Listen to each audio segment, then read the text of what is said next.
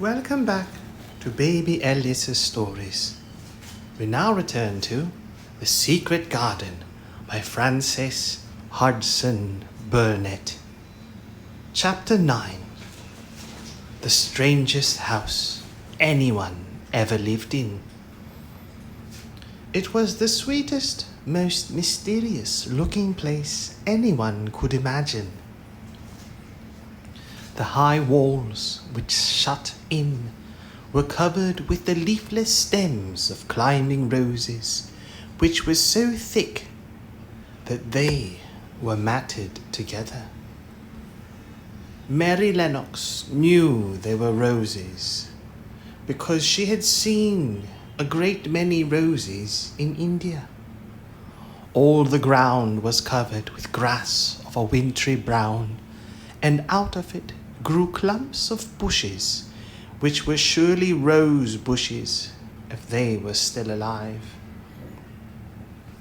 There were numbers of standard roses which had so spread their branches that they were like little trees.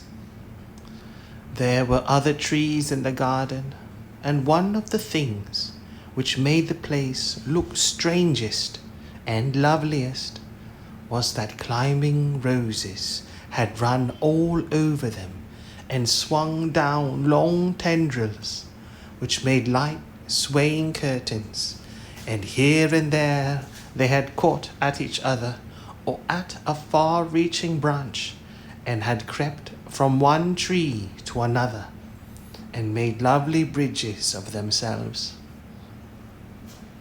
There were neither leaves nor roses on them now, and Mary did not know whether they were dead or alive, but their thin grey or brown branches and sprays looked like a sort of hazy mantle spreading over everything, walls and trees, and even brown grass, where they had fallen from their fastenings and run along the ground. It was this hazy tangle from tree to tree which made it all look so mysterious. Mary had thought it must be different from other gardens, which had not been left all by themselves so long. And indeed it was different from any other place she had ever seen in her life. "How still it is," she whispered. "How still?" Then she waited a moment and listened at the stillness. The robin who had flown to his treetop was still as all the rest. He did not even flutter his wings. He sat without stirring and looked at Mary. "No wonder it is still," she whispered again. "I am the first person who has spoken in here for 10 years. She moved away from the door, stepping as softly as if she were afraid of awakening someone. She was glad that there was grass under her feet and that her steps made no sounds. She walked under one of the fairy-like grey arches between the trees and looked up at the sprays and tendrils which formed them. "I wonder if they are all quite dead," she said. "Is it all a quite dead garden? I wish it wasn't." If she had been Ben Weatherstaff, she could have told whether the wood was alive by looking at it, but she could only see that there were only grey or brown sprays and branches, and none showed any signs of even a tiny leaf bud anywhere. But she was inside the wonderful garden, and she could come through the door under the ivy any time, and she felt as if she had found a world all her own. The sun was shining inside the four walls, and the high arch of blue sky over this particular piece of Misselthwaite seemed even more brilliant and soft than it was over the moor. The robin flew down from his treetop and hopped about, or flew after her from one bush to another. He chirped a good deal and had a very busy air, as if he were showing her things. Everything was strange and silent, and she seemed to be hundreds of miles away from anyone. But somehow she did not feel lonely at all. All that troubled her was her wish that she knew whether all the roses were dead, or if perhaps some of them had lived and might put out leaves and buds as the weather got warmer. She did not want it to be a quite dead garden. If it were a quite alive garden, how wonderful it would be, and what thousands of roses would grow on every side. Her skipping rope had hung over her arm when she came in, and after she had walked about for a while, she thought she would skip round the whole garden, stopping when she wanted to look at things. There seemed to have been grass paths here and there, and in one or two corners there were alcoves of evergreen with stone seats, or tall moss-covered flower urns in them. As she came near the second of these alcoves, she stopped skipping. There had once been a flower bed in it, and she thought she saw something sticking out of the black earth. Some sharp, little, pale green points. She remembered what Ben Weatherstaff had said, and she knelt down to look at them. Yes, they are tiny growing things, and they might be crocuses, or snowdrops, or daffodils, she whispered, and she bent very close to them and sniffed the fresh scent of the damp earth. She liked it very much. Perhaps there are some other ones coming up in other places, she said. I will go all over the garden and look. She did not skip, but walked. She went slowly and kept her eyes on the ground. She looked in the old border beds and among the grass, and after she had gone round, trying to miss nothing, she had found ever so many more sharp, pale green points, and she had become quite excited again. It isn't a quite dead garden, she cried out softly to herself. Even if the roses are dead, there are other things alive. She did not know anything about gardening, but the grass seemed so thick in some of the places where the green points were pushing their way through that she thought they did not seem to have room enough to grow. She searched about until she found a rather sharp piece of wood and knelt down and dug and weeded out the weeds and grass until she made nice little clear places around them. Now they look as if they could breathe, she said, after she had finished with the first ones. I'm going to do ever so many more. I'll do all I can see. If I haven't time today, I can come tomorrow. She went from place to place and dug and weeded and enjoyed herself so immensely that she was led on from bed to bed and into the grass under the trees. The exercise made her so warm that she first threw her coat off and then her hat, and without knowing it, she was smiling down onto the grass and the pale green points all the time. The robin was tremendously busy. He was very much pleased to see gardening begun on his own estate. He had often wondered at Ben Weatherstaff. Where gardening is done, all sorts of delightful things to eat are turned up with the soil. Now here was this new kind of creature who was not half Ben's size, and yet had had the sense to come into his garden and begin at once. Mistress Mary worked in her garden until it was time to go to her midday dinner. In fact, she was rather late in remembering, and when she put on her coat and hat and picked up her skipping rope, she could not believe that she had been working 2 or 3 hours.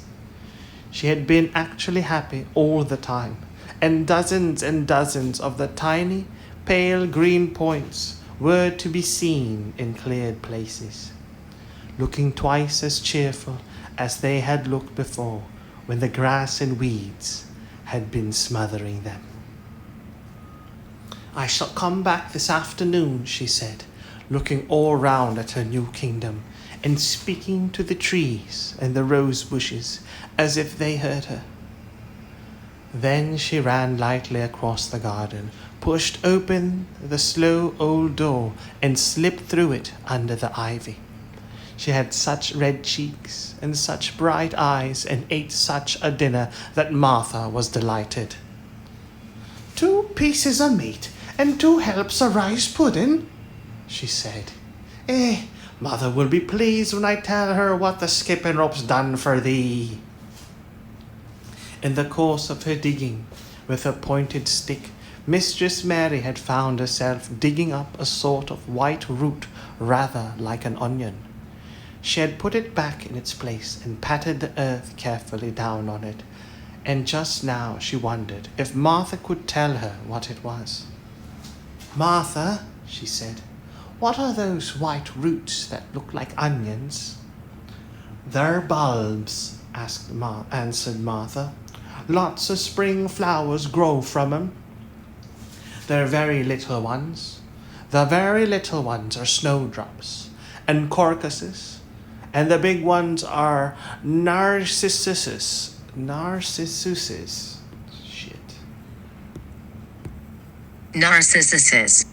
And the big ones are narcissuses, and jacquelines, and daffodillies. The biggest one of all is lilies and purple flags. They are nice. Dickon's got a whole lot of 'em planted in our bit of garden." "Does Dickon know all about them?" asked Mary, a new idea taking possession of her. "Our Dickon can make a flower grow out of a brick walk. Mother says he just whispers things out of the ground." "Do bulbs live a long time? Would they live years and years if no one helped them?" inquired Mary anxiously. "They're things as helps themselves," said Martha. "That's why poor folk can afford to have 'em. If you don't trouble 'em, most of 'em will work away underground for a lifetime and spread out and have little uns. There's a place in the park woods here where there's snowdrops by thousands. They're the prettiest sight in Yorkshire when the spring comes. No one knows when they was first planted." "I wish the spring was here now," said Mary. "I want to see all the things that grow in England." She had finished her dinner and gone to her favourite seat on the hearth rug. I wish I had a little spade," she said. "Whatever doth I want a spade for?" asked Martha, laughing. "Art thou going to take to digging? I must tell Mother that too." Mary looked at the fire and pondered a little. She must be careful if she meant to keep her secret kingdom. She wasn't doing any harm, but if Mr. Craven found out about the open door, he would be fearfully angry and get a new key and lock it up forevermore. She really could not bear that. "This is such a big, lonely place," she said slowly, as if she were turning matters over in her mind. "The house is lonely, and the park is lonely, and the gardens are lonely. So many places seem shut up. I never did many things in India, but there were more people to look at, natives and soldiers marching by, and sometimes bands playing. and my ayah told me stories. There is no one to talk to here except you and Ben Weatherstaff. And you have to do your work, and Ben Weatherstaff won't speak to me often. I thought if I had a little spade I could dig somewhere, as he does, and I might make a little garden if he would give me some seeds. Martha's face quite lighted up. There now, she exclaimed. If that wasn't one of the things Mother said. She says there's such a lot of room in that big place. Why don't they give her a bit for herself? Even if she doesn't plant nothing but parsley and radishes. She'll dig and rake away and be right down happy over it. Them was the very words she said. Were they? Said Mary. How many things she knows, doesn't she? Eh? Said Martha. It's like she says, a woman as brings up 12 children learns something besides her A, B, C. Children's as good as arithmetic to set you finding out things. How much would a spade cost? A little one? Mary asked. Well, was Martha's reflective answer, at Thwaite village there's a shop or so, and I saw little garden sets with a spade and a rake and a fork all tied together for 2 shillings, and they were stout enough to work with too. I've got more than that in my purse, said Mary. Mrs. Morrison gave me 5 shillings, and Mrs. Medlock gave me some money for Mr. Craven. Did he remember thee that much? Exclaimed Martha. Mrs. Medlock said I was to have a shilling a week to spend. She gives me one every Saturday. I didn't know what to spend it on. My word, that's riches, said Martha. Thou can buy anything in the world thou wants. The rent of our cottage is only 1 or 3 pence, and it's like pulling eye teeth to get it. Now I just thought of something, putting her hand on her hips. What? Said Mary eagerly. In the shop at Thwaite, they sell packages of flower seeds for a penny each, and our Dickon, he knows which the prettiest ones are, and how to make 'em grow. He walks over to Thwaite many a day just for the fun of it. Does thou know how to print letters? Suddenly. I know how to write, Mary answered. Martha shook her head. Our Dickon can only read printing. If thou could print, we could write a letter to him and ask him to go and buy the garden tools and the seeds at the same time. Oh, you're a good girl, Mary cried. You are really. I didn't know you were so nice. I know I can print letters if I try. Let's ask Mrs. Medlock for a pen and ink and some paper.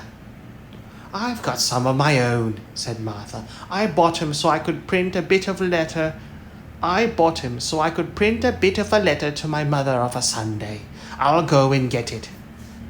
She ran out of the room, and Mary stood by the fire and twisted her thin little hands together with sheer pleasure. If I have a spade, she whispered, I can make the earth nice and soft and dig up weeds. If I have seeds and can make flowers grow, the garden won't be dead at all. It will come alive. She did not go out again that afternoon, because when Martha returned with her pen and ink and paper, she was obliged to clear the table and carry the plates and dishes downstairs. And when she got into the kitchen, Mrs. Medlock was there and told her to do something. So Mary waited for what seemed to her a long time before she came back. Then it was a serious piece of work to write to Dickon. Mary had been taught very little because her governess had disliked her too much to stay with her. She could not spell particularly well, but she found that she could print letters when she tried. This was the letter Martha dictated to her. My dear Dickon, this hopes coming to find you well, as it leaves me at present. Miss Mary has plenty of money, and will you go to Thwaite and buy her some flower seeds and a set of garden tools to make a flower bed. Pick the prettiest ones and easy to grow, because she has never done it before and lived in India, which is different. Give my love to Mother and every one of you. Miss Mary is going to tell me a lot more, so that on my next day out you can hear about elephants and camels and gentlemen going hunting lions and tigers. Your loving sister, Martha Phoebe Sowerby. We'll put the money in the envelope, and I'll get the butcher boy to take it in his cart. He's a great friend of Dickon's, said Martha. How shall I get the things when Dickon buys them? He'll bring 'em to you himself. He'll like to walk over this way. Oh, exclaimed Mary, then I shall see him. I never thought I should see Dickon. Does thou want to see him? Asked Martha suddenly, for Mary had looked so pleased. Yes, I do. I never saw a boy foxes and crows loved. I want to see him very much. Martha gave a little start, as if she remembered something. Now to think, she broke out, to think of me forgetting that there, and I thought I was going to tell you first thing this morning. I asked Mother, and she said she'd ask Mrs. Medlock her own self. Do you mean, Mary began, what I said Tuesday? Ask her if you might be driven over to our cottage some day and have a bit of Mother's hot oat cake and butter and a glass o' milk. It seemed as if all the interesting things were happening in one day. To think of going over the moor in the daylight and when the sky was blue. To think of going into the cottage which held 12 children. Does she think Mrs. Medlock would let me go? She asked, quite anxiously. Aye, she thinks she would. She knows what a tidy woman Mother is and how clean she keeps the cottage. If I went, I should see your mother as well as Dickon, said Mary, thinking it over and liking the idea very much. She doesn't seem to be like the mothers in India. Her work in the garden and the excitement of the afternoon ended by making her feel quiet and thoughtful. Martha stayed with her until tea time, but they sat in comfortable quiet and talked very little. But just before Martha went downstairs for tea tray, Mary asked a question. Martha, she said, has the scullery maid had the toothache again today? Martha certainly started slightly. What makes thee ask that? She said. Because when I waited so long for you to come back, I opened the door and walked down the corridor to see if you were coming, and I heard that far-off cry again, just as we heard it the other night. There isn't a wind today, so you see it couldn't have been the wind. Aye, said Martha restlessly. Thou mustn't go walking about in corridors and listening. Mr. Craven would be that they're angry. There's no knowing what he'd do. I wasn't listening, said Mary. I was just waiting for you, and I heard it. That's 3 times. My word, there's Mrs. Medlock's bell, said Martha, and she almost ran out of the room. It's the strangest house anyone ever lived in, said Mary drowsily, as she dropped her head on the cushioned seat of the armchair near her. Fresh air and digging and skipping rope had made her feel so comfortably tired that she fell asleep.